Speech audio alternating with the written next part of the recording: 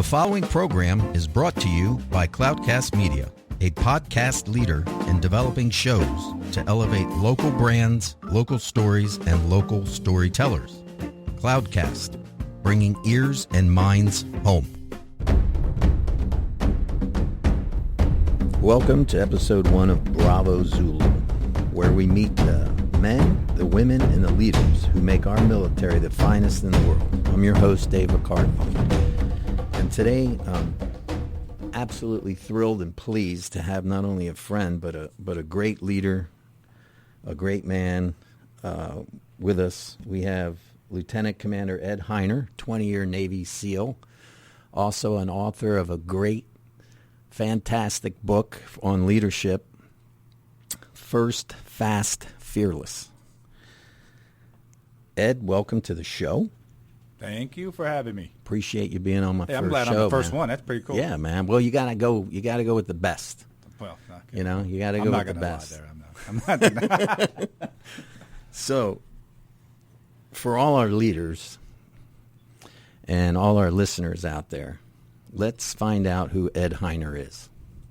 Where did Ed come from? How'd you get into the Navy? How'd you get into the SEAL teams? Well, and how did you become, for the listeners, I might let you know this, that Ed was in charge of all the, overseeing all the training for the BUDS program, Basic Underwater Demolition School, and also all the SEAL training throughout the teams, correct? Yes, basic and advanced for a while. Yeah.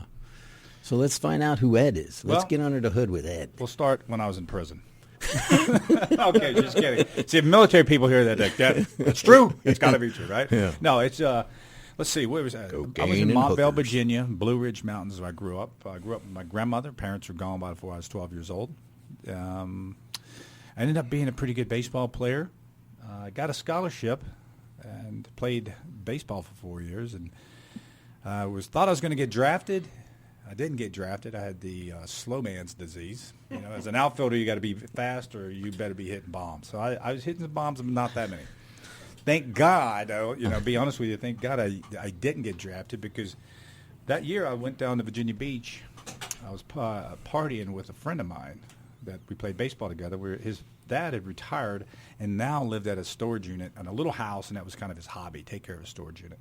And he drug us out of bed early one morning and was like, he's got a heart the size of a football. He's like, hey, there's a lady out here. She's got like 3 kids. Her husband's in the Navy on some ship. This is like 1990. And she got evicted from her place. Okay? So long story short, Tom and I, my friend, got her a moving van, went to her house. She hadn't even started to pack. She didn't have boxes, nothing. She was all freaked out. So we started packing, putting boxes together, pulling her stuff out.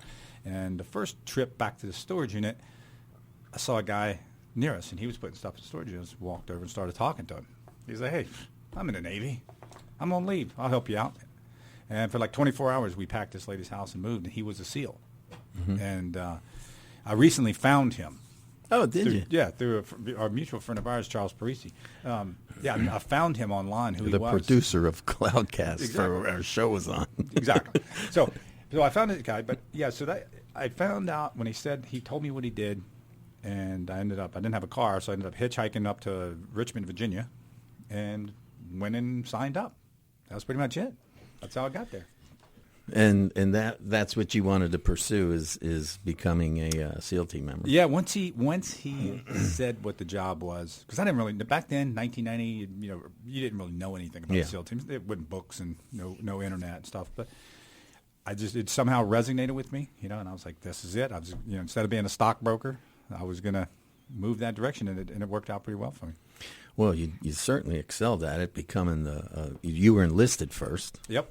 So you're a Mustang. Yep. For all those listeners out there, that's an enlisted person that goes to the dark side and becomes an officer. Still have street cred, though. That's right. That's right. That's why. No, those are the Don't best. worry, I drop that in conversation every time. Yeah, you have to. Oh, yeah. Yeah, that gives you street creds, you're right.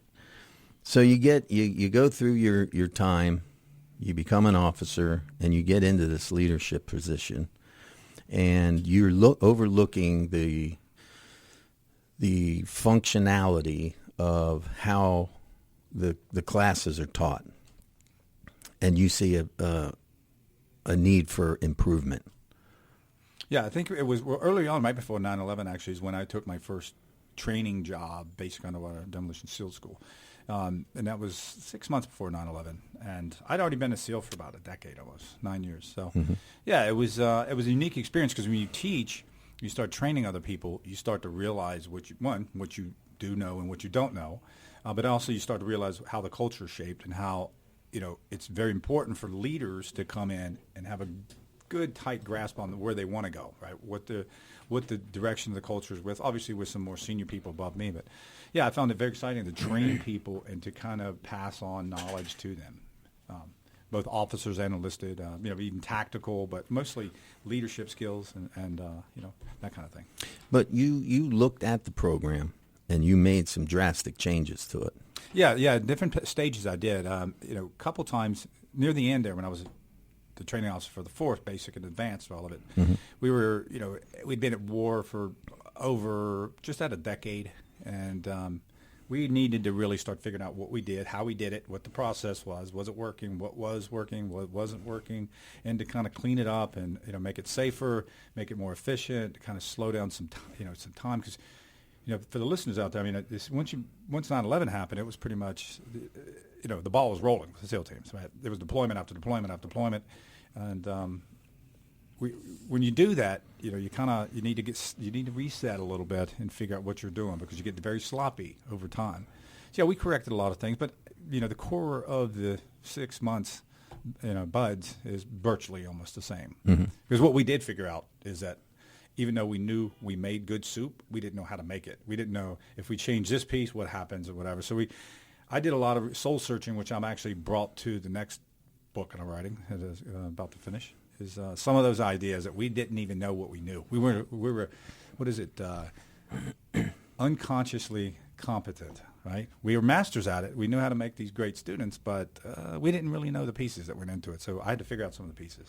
And that goes into the leadership portion of why you wrote the book, right? Yeah, well, a lot of the leadership stuff I obviously learned by scars, meaning I screwed it up before someone else did it. But I also learned from some really good people and some really bad people, really bad leaders and good leaders. And I pass it on. It's amazing because people, when you get out of the military and retire, that the stereotypes, it's hard to break through the stereotypes because a lot of people. I actually had this guy, Inc. magazine. You've heard of Inc. magazine, of course. This guy's one of their top 50 thought leaders in the world, right? He's known to be this guy, and he did a article on the his top 10 leadership books of all time, and he put me on there. And that's what he said in his blurb. He goes, it's very surprising. He goes, I don't think he normally would read a kind of a leadership book from a military person because, you're expecting, hey, get up earlier, scream louder, dig deeper. Right?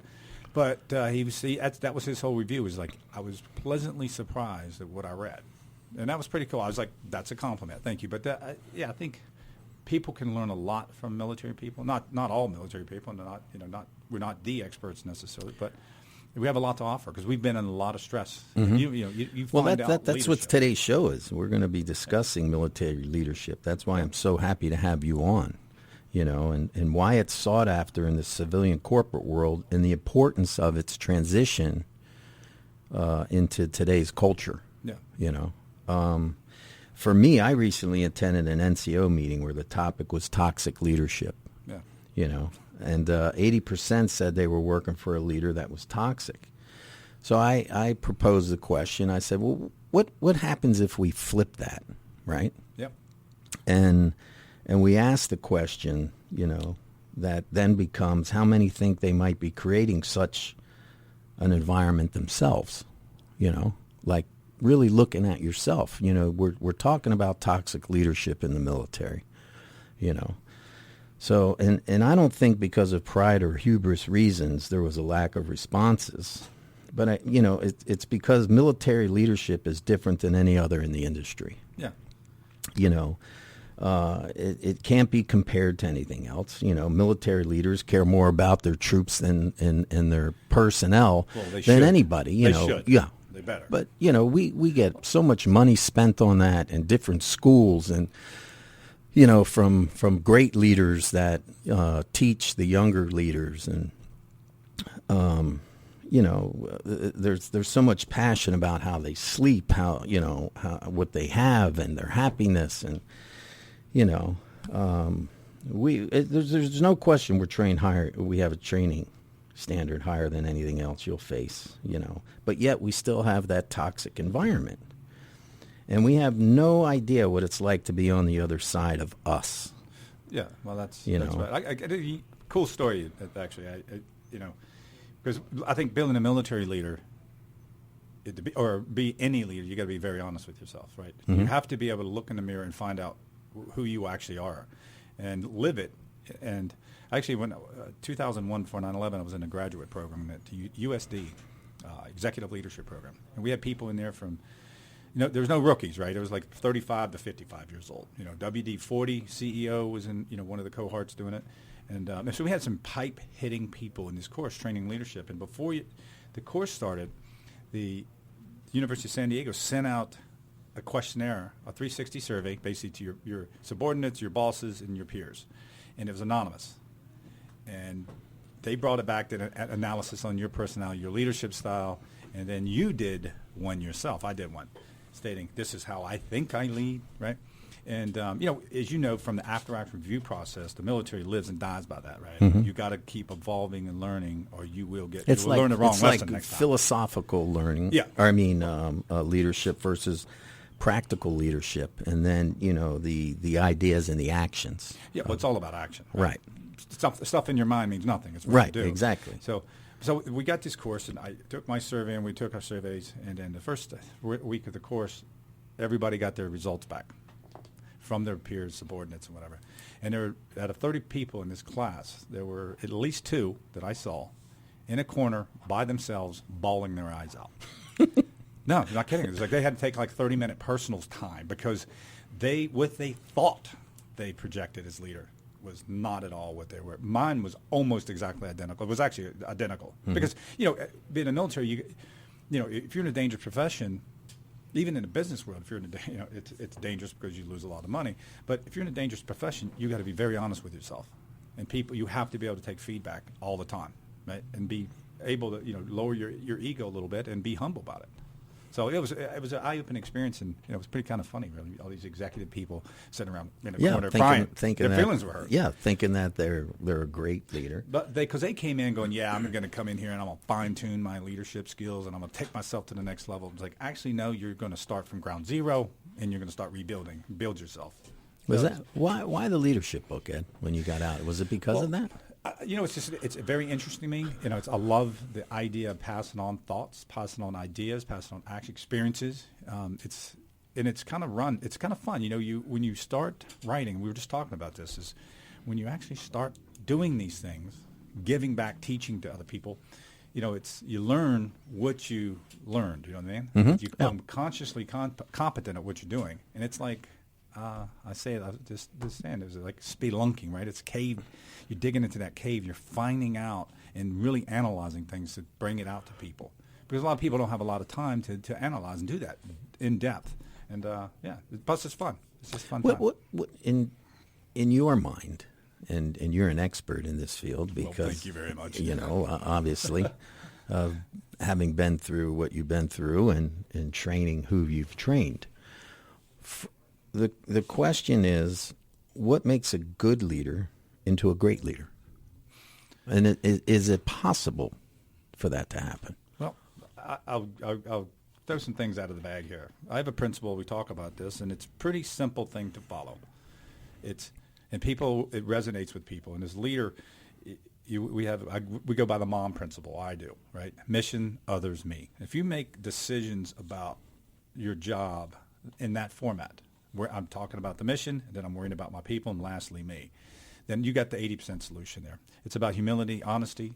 It's about caring about people. And oddly to say it, it's about loving each other. It's about loving your people, the affection you have for them. It's one of the things that really resonated with me in combat. It was not, some of the stuff that most people think, but it was the reverence. I think it would be that I found looking at some of the people that work for me. down the back of a helicopter or assaulting a building or something. It was just amazing to see people